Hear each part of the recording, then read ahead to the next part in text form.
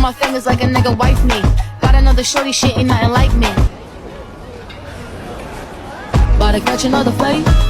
Apple bottom make 'em wanna bite. Teori konvergensi budaya dikembangkan oleh Henry Jenkins 2006. Henry Jenkins dalam bukunya Convergence Culture, Where Old and New Media Collide menjelaskan bahwa konvergensi budaya adalah proses penyatuan media massa seperti media lama yaitu televisi, radio, surat kabar dengan media baru seperti internet, media sosial, dan platform digital. Konvergensi ini tidak hanya soal teknologi, tetapi juga perubahan perilaku audiens yang kini aktif berpartisipasi dalam membuat dan menyebarkan konten. Jenkins memperkenalkan konsep prosumer, individu yang sekaligus menjadi produsen dan konsumen media. Ia juga menyoroti transmedia storytelling, yaitu narasi yang berkembang lintas platform, seperti pada Marvel Cinematic Universe atau MCU, di mana cerita film terhubung dengan serial komik dan media sosial. Ciri utama teori ini, pertama, integrasi berbagai media, kedua, partisipasi aktif audiens, ketiga, kolaboratif antara produsen dan pengguna. Jadi teori ini menunjukkan pergeseran kekuasaan dari media besar ke individu yang kini mampu menciptakan dan menyebarkan makna di ruang digital.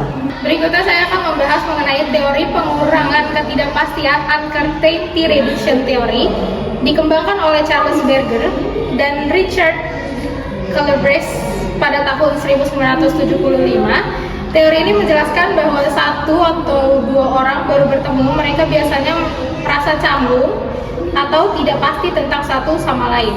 Untuk mengurangi rasa itu, mereka mencari informasi melalui 3 strategi. Pertama, pasif, mengamati perilaku orang lain, misalnya melihat bagaimana ia bersikap di kelas atau di tempat kerja. Yang kedua, aktif, mencari tahu melewat pihak ketiga, seperti menanyakan pada teman tentang orang tersebut. Yang ketiga, interaksi, berbicara langsung untuk mengenal lebih jauh.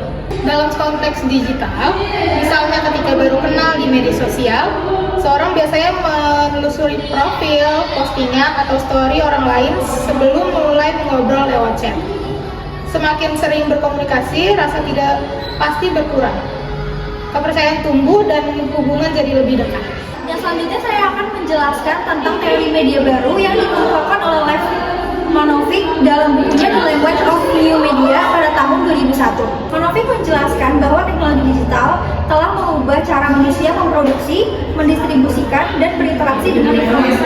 Berbeda dengan media tradisional, media baru bersifat berbasis komputer dan dapat diprogram. Yang pertama yaitu ada representasi numerik, yaitu semua data dalam media digital disimpan dalam bentuk angka biner. Yang kedua yaitu modularitas, di mana elemen media bisa dipisah dan digabung kembali dengan mudah. Yang ketiga yaitu otomatisasi yang memungkinkan proses produksi dan distribusi dilakukan secara otomatis tanpa banyak campur tangan manusia. Yang keempat ada variabilitas, di mana konten bisa disesuaikan dengan kebutuhan dan preferensi pengguna. Yang terakhir yaitu transcoding, yaitu perpaduan antara budaya manusia dan logika komputer. Contoh menerapkan teori ini bisa kita lihat melalui platform seperti YouTube dan TikTok, di mana algoritma menentukan konten berdasarkan minat pengguna. Melalui media baru, komunikasi menjadi lebih interaktif dan partisipatif. Pengguna tidak hanya menjadi penonton, tapi juga bagian dari proses produksi konten.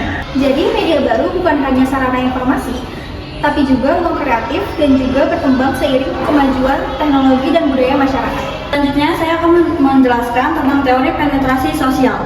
Teori ini menjelaskan bahwa hubungan interpersonal berkembang secara bertahap melalui proses pembukaan diri, seperti pengupasan lapisan bawang untuk kedekatan emosionalnya. Dalam konteks ini, komunikasi digital teori ini sangat relevan. Penetrasi sosial ini ada contohnya. Pertama itu 2 orang yang awalnya hanya saling berkomentar di TikTok atau Instagram lama-lama menjadi dekat. Kedua itu mulai dari chat pribadi, berbagai cerita, hingga video call. Yang ketiga itu semakin tinggi tingkat keterbukaan diri, semakin kuat pula hubungan dan kepercayaan yang terbentuk. Jadi, teori ini meningkatkan kita bahwa dalam setiap interaksi, kedekatan tidak terbentuk secara instan, tetapi melalui proses bertahap dan saling percayanya. Sekian presentasi dari kami, kurang lebihnya mohon maaf. Wassalamualaikum warahmatullahi wabarakatuh.